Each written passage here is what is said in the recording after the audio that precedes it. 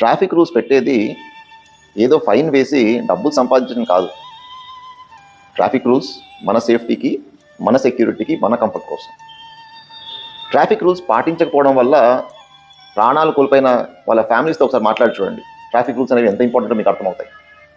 అలానే డాక్టర్స్ ఎప్పుడు ప్రిస్క్రిప్షన్ ఉంటేనే యాంటీబయాటిక్స్ వాడండి అని చెప్పేది కూడా డబ్బులు సంపాదించాలని కాదు.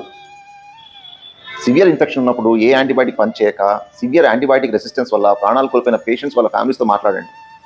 అప్పుడు మీకు అర్థమవుతుంది యాంటీబయాటిక్ రెసిస్టెన్స్ అనేది ఎంత బ్యాడ్గా ఉందో. ఇవన్నీ ఎందుకు చెప్తున్నానంటే, మన ఇండియాలో ఒక బ్యాడ్ కల్చర్ ఉంది. ఎవరికి నచ్చినట్టు వాళ్ళు ఫార్మసీకి వెళ్ళి వాళ్ళకి నచ్చిన యాంటీబయాటిక్స్ వాళ్ళు కొనుక్కొని వేసుకుంటూ ఉంటారు. ఇప్పుడు దీనికి తోడు బ్లింకిట్ వీళ్ళు ఏం చేస్తున్నారు,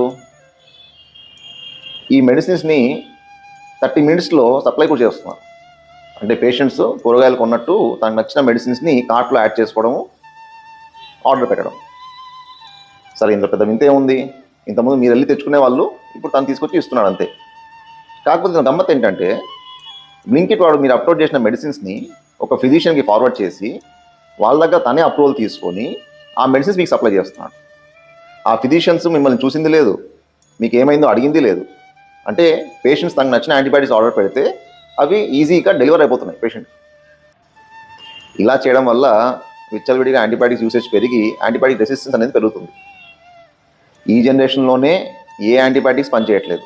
అంటే పాన్ యాంటీబయాటిక్ రెసిస్టెంట్ ఆర్గనిజమ్స్ ఉన్నాయి. ఇంకా రాబోయే జనరేషన్ పరిస్థితి ఏంటి? సో దయచేసి మీరు ఏదైనా ప్రాబ్లం ఉన్నప్పుడు మీ నియరెస్ట్ డాక్టర్ని కన్సల్ట్ అయ్యి మీ డాక్టర్ గారు ప్రిస్క్రైబ్ చేస్తేనే యాంటీబయాటిక్స్ వాడండి. మీకు డాక్టర్స్ ఫీజే ఇబ్బంది అనుకుంటే గవర్నమెంట్ హాస్పిటల్స్కి వెళ్ళండి. అక్కడ కూడా మంచి డాక్టర్స్ ఉన్నారు.